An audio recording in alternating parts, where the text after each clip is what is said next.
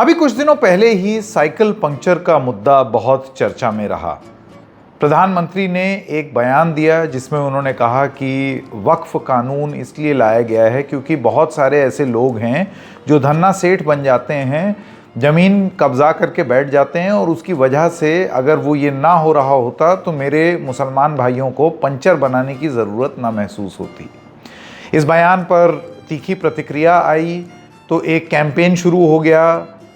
Political campaign की बात नहीं कर रहा हूँ। बहुत सारे मुस्लिम युवा वर्ग कोई अगर हॉस्पिटल में काम कर रहा है या अलग अलग जगह काम कर रहा है तो वो अपनी फ़ोटो लगा के और ऊपर लिखते थे कुछ नहीं, मैं पंचर की दुकान पर बैठा हूँ।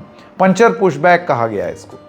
लेकिन अब असली मायने में कैसे किसी भी इस तरीके के कानून का कोई लेना देना नहीं है, एक इंसान के इकबाल की बस ज़रूरत है। वो इकबाल अहमद ने, उत्तर प्रदेश के संत कबीर नगर के इकबाल अहमद ने करके दिखा दिया है। एक पंचर वाले का बेटा, एक पिता संत कबीर नगर में जो तबीयत खराब होने की वजह से 2 साल से पंचर लगाना भी छोड़ गए क्योंकि नहीं लगा पा रहे थे, उनका बेटा इकबाल अहमद यूपीएससी क्लियर कर गया है। 2024 की यूपीएससी की लिस्ट में उनका नाम आ गया। अब बड़ा अफसर बनेगा इस पंचर वाले का लड़का। ये ज़बरदस्त कहानी है, इसको देखिएगा ज़रूर। नमस्कार, मेरा नाम है संकेत उपाध्याय और आप देख रहे हैं इशारों इशारों में। तो सबसे पहले आपको इकबाल साहब के बारे में बता दें तो इकबाल साहब अभी बस्ती में कार्यरत हैं। बस्ती में इनको एक पद मिली है, वो है श्रम प्रवर्तन अधिकारी की। तो फिलहाल वहाँ पर ये ड्यूटी कर रहे हैं। लेकिन इतने में इनकी रैंक आ गई। इन्होंने यूपीएससी का भी पेपर दिया था। तो जब यूपीएससी का पेपर इन्होंने दिया, यूपीएससी सिविल सर्विस 2024 का, उसके अभी हाल फिलहाल नतीजे आए हैं। उन नतीजों में इकबाल अहमद की रैंक आई 998। कुल करीब 1001 लोग ही सेलेक्ट होते हैं, उसमें इकबाल अहमद का नाम आ गया। बड़ा ऑफिसर बनेगा इकबाल अहमद। और जैसे ही ये खबर इकबाल अहमद के फादर मकबूल अहमद को पता चली, जिनकी ऐसा बताया जाता है कि संत कबीर नगर में नंदौर एसबीआई ब्रांच के पास उनकी साइकिल पंचर रिपेयर शॉप थी। 2 साल से वो तकलीफ़ हो गई, शारीरिक कष्ट, उम्र भी बहुत हो चली थी। इस वजह से वो जा ही नहीं पा रहे थे, दुकान ही नहीं लगा पा रहे थे। घर में भी क्राइसिस टाइप सिचुएशन हो गई थी। जो और भाई हैं उनके खर्चे पर और इकबाल घर चला रहे थे, ऐसा बताया जाता है। लेकिन अपनी जितनी भी जमा पूंजी थी, जितना सेविंग्स, जितना पैसा था, वो सब जुटा करके एक बाप ने एक सपना देखा पंचर लगाते लगाते कि बच्चे पढ़ लिख जाएं, किसी काबिल बन जाएं। 3 भाइयों में से 2 भाई हैं, एक वेल्डिंग की दुकान चलाते हैं, एक पेंटर हैं, और वहीं इकबाल थे जिन्होंने ये सोचा कि मैं यही न करके पढ़ लिखूं और कुछ करके दिखाऊं। और इन्हीं सीमित संसाधनों में इकबाल ने कर दिखाया। आप लोग के दरमियान में आ गया और मुझे बहुत खुशी है। और मैं यही चाहता हूँ, यूपीएससी जो संघ लोक सेवा आयोग की आईएएस की जो भी कह लीजिए परीक्षा है, बहुत मुश्किल नहीं है। बस ज़रूरत है लगन की, डेडिकेशन की। कठिन परिश्रम करना पड़ता है। जितना बड़ी पोस्ट है इंडिया में, उतना ज़्यादा कठिन मेहनत करनी पड़ेगी आपको। और अब ज़रूरत है, हम सब लोग जो भी हैं, आसपास के लोग जो भी हैं, ऐसा नहीं है कि सब स्टेट रहे हैं। पहले तो सरकारी कर्मचारी बने और अब यूपीएससी क्लियर करके उन्होंने एक बूढ़े बाप जो 2 साल से तकलीफ में थे, जो 2 साल से अपनी खुद की पंचर की दुकान पर नहीं जा सकते थे, नहीं जा पा रहे थे, उनके अंदर इतनी खुशी भर दी कि खुद हाथ में मिठाई का डब्बा लिए लोगों को मिठाई खिला रहे थे। जो चाहने वाले प्रशंसक, घर परिवार के लोग आए, उनके साथ में बैठने लगे। तबीयत हरी हो गई ये खबर सुन करके। और आप सोचिए, ये एक चीज़ इस तरीके की एक परिवार में हो जाए तो वो कैसे कितनी पीढ़ियों में खुशी फैला देती है। ये खबर उस बात का प्रतीक है। इकबाल ने वो इकबाल दिखाया जिसने उनके बूढ़े पिता, तकलीफ़ में पिता, जिनको ऑब्वियसली अपना इलाज तो वो उपचार करवाते रहेंगे, लेकिन खुशी कितनी भर दी उनके अंदर, ज़रा ये सोचिए। What a proud father Maqbool साहब must have been today. मेरा बेटा बहुत ज़्यादा मेहनत किया। मेरी परेशानी देख के पढ़ा वो, मेरी परेशानी गरीबी देख के पढ़ा। और ये चीज़ मेरे माँ बाप अकबाल की जगह मुझे बनाना चाहते थे जब मैं पढ़ता था, लेकिन गरीबी परेशानी की वजह से मैं नहीं पढ़ सका।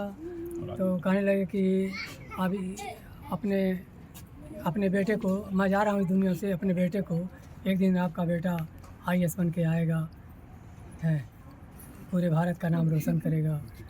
मैं महापुरुषों की रोज़ कहानियाँ सुना के अपने बच्चों को मनोबल बढ़ा के, उत्साह बढ़ा के, हैं इनका कि पढ़ने में दिलचस्पी लगे, सुना के, हैं कि भारत के राष्ट्रपति थे डॉक्टर राजेंद्र प्रसाद, वो कैसे राष्ट्रपति बन गए, इतने गरीब थे वो, हैं कि उनको कहानियाँ सुना के और चीज़ पैगंबरों की कहानियाँ सुना के अपने इनको बच्चों को पढ़ा के जो है मेरा बेटा मेहनत किया मेरी परेशानी देखकर, है। अब आपको ये बताएं कि ये क्यों ज़रूरी हो जाती है इस चीज़ के बारे में बात। वो इसलिए ज़रूरी हो जाती है क्योंकि इकबाल हमेशा से ब्राइट थे। इकबाल ने इंटर की मेहदावल नाम की एक जगह से, और फिर हायर एजुकेशन के लिए वो गोरखपुर चले गए। यानी कि मेधावी छात्र वो हमेशा से थे, मेरिटोरियस स्टूडेंट थे। तो वो निकाल ले गए, सपना देखा, सपना पूरा हो गया। कम से कम अब परिवार इस चीज़ को लेकर के खुश है कि जो गुर्बत उन्होंने सही या तकलीफ़ उन्होंने सही, वो अब ना तो इकबाल को झेलनी पड़ेगी, और इकबाल की वजह से परिवार को कितनी राहत हो जाएगी, परिवार कितना खुश हो जाएगा कि अब उस तरीके से रहने की ज़रूरत नहीं पड़ेगी। गांव में और भी बच्चे हैं, तमाम मेहनत कर रहे हैं, उनके लिए क्या कहेंगी आप? उन्हों अल्लाह ताला पूरा करे, उन्हों पढ़ लिख कर IAS बने बच्चे लोग, सब घर के बच्चे IAS बने पढ़ लिख कर। लोग कहते हैं कि गरीबी बहुत बड़ा श्राप है। उस गरीबी से ये बच्चा निकल करके इतने बड़े मकाम तक पहुंचा है, तो वो गरीबी क्या थी, कैसे आप लोगों ने मैनेज किया है इस पढ़ाई को? मजदूरी करके पढ़ाया अपने बच्चों को, भाई ने मेहनत करके पढ़ाया, उनके माँ बाप ने किया, बाल बच्चे उसको उनके किए, यही सब हो गया। तो उनकी शादी हो चुकी है क्या? शादी हो चुकी है। अच्छा, बच्चे हैं। हाँ, ये बड़ा लड़का है। अच्छा, शादी हो गई है। तो इन सब चीज़ों को लेकर के आप इस वक्त जो महसूस कर रही हैं? बहुत खुशी होती कि मेरा लड़का ये मुकाम पर पहुंच गया, बड़ी खुशी की बात होती, गर्व मुझको है। और इसी सब के बीच में फिर से हम घूम के उसी ओरिजिनल पॉइंट पर जाते हैं। जब बात बोली गई प्रधानमंत्री द्वारा कि वक्फ कानून में गड़बड़ इतनी ज़्यादा हो रही थी, कानून इसलिए लाना पड़ा क्योंकि कुछ लोग गड़बड़ कर रहे थे। लोग गड़बड़ करते भी हैं, लेकिन उसके लिए सबको वैसा ही करार कर देना और एक बड़ा कानून ले आना जो अब सुप्रीम कोर्ट में विचाराधीन है, क्या वो सही था? अलग अलग तरफ से इस चीज़ का आर्गुमेंट भी किया गया कि ये कानून तो सेट करने के लिए लाया गया था, इसका वास्तविकता से मुसलमानों के भले हो जाने से कोई लेना देना नहीं था। प्रधानमंत्री ने पंचर की एक बात बोल दी, आइए पहले आपको वो सुनाएं। किसी का भी भला करने की कभी नहीं रही, मुसलमानों का भला करने की भी नहीं रही। यही कांग्रेस की अच्छी सच्चाई है। साथियों, वक्फ के नाम पर लाखों हेक्टेयर जमीन पूरे देश में है। इस जमीन, इस प्रॉपर्टी से गरीब का, बेसहारा महिलाओं बच्चों का भला होना चाहिए था, और आज ईमानदारी से उसका उपयोग हुआ होता तो मेरे मुसलमान नौजवानों को साइकिल के पंक्चर बना करके जिंदगी नहीं गुजारनी पड़ती। लेकिन इससे मुट्ठी भर भू माफिया का कोई भला हुआ। तो ये आपने बयान सुना प्रधानमंत्री का, जिसमें वो कह रहे हैं कि अगर ये लोग जमीन ना कब्जाए रहते और अगर ये इस तरीके की हरकत ना करते, मुस्लिम समुदाय के ही कुछ लोग, तो मेरे गरीब मुस्लिम भाइयों को पंचर की दुकान लगाने की ज़रूरत नहीं पड़ती। इसको लेकर के एक पंचर पुशबैक शुरू हुआ। हमने उसकी रिपोर्ट भी आपको करके दिखाई थी। हमने आपको बताया था कि बहुत सारे अब युवा, मुस्लिम युवा, लड़के लड़की, युवा युवतियां, वो अपनी अपनी फ़ोटोज़, कोई कैंसर इंस्टीट्यूट में काम कर रहा है तो कैंसर की मशीन, स्कैनिंग की मशीन ऑन करके लिखता है nothing bro, just opening my puncture shop.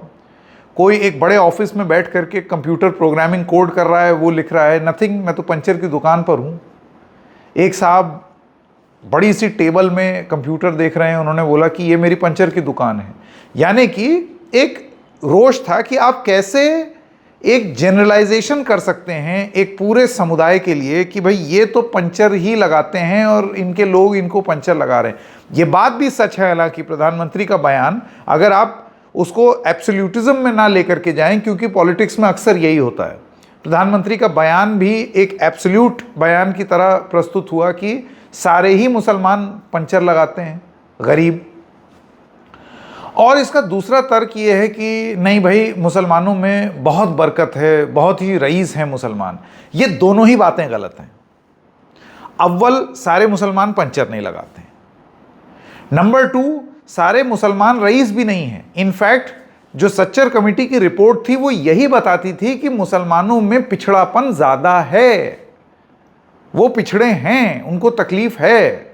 समुदाय में एजुकेशन लेवल्स नीचे हैं, समुदाय में इनकम लेवल्स नीचे हैं, समुदाय में जो प्रजनन दर है वो बाकी देश की आबादी के मुकाबले थोड़ा सा ज़्यादा है। हालांकि उसका जो रेट ऑफ फॉल वो सबसे ज़्यादा तेज़ है।